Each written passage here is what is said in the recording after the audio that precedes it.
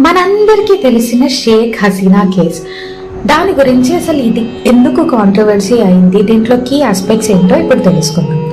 షేక్ హసీనా బంగ్లాదేశ్ యొక్క powerful controversial నేత.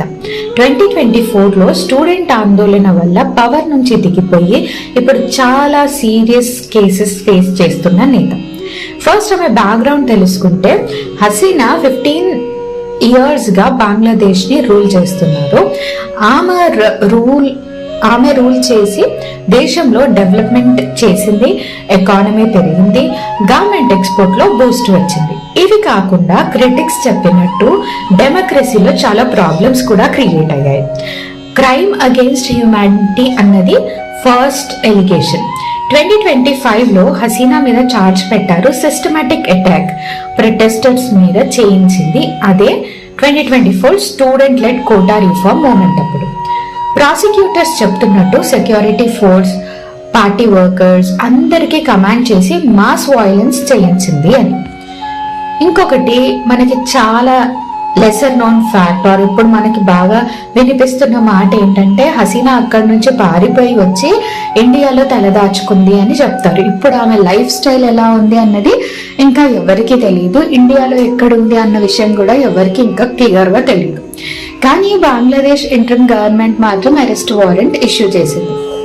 ఇంకొక న్యూస్ ఏంటంటే, ఆపరేషన్ డబుల్ హంట్ అన్నది బంగ్లాదేశ్ గవర్నమెంట్ ఒకటి February 2025లో లాంచ్ చేశారు. Hasina loyalist and Awami League supporters కి అగేన్స్ట్ గా వాళ్ళని పట్టుకోవడానికి. ఇది ఒక వైడ్ నెట్ పొలిటికల్ పర్జ్ లాగా పనిచేస్తుంది.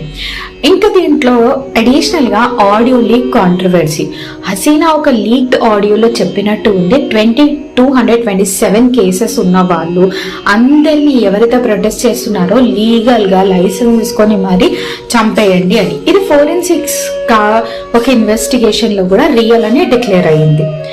పొలిటికల్ సింబలిజం షిఫ్ట్, ఇవన్నీ కూడా ఏంటి, ఎలా జరిగాయి? అవామీ లీగ్ పార్టీ కూడా 2025లో బ్యాన్ అయిపోయి జరిగింది.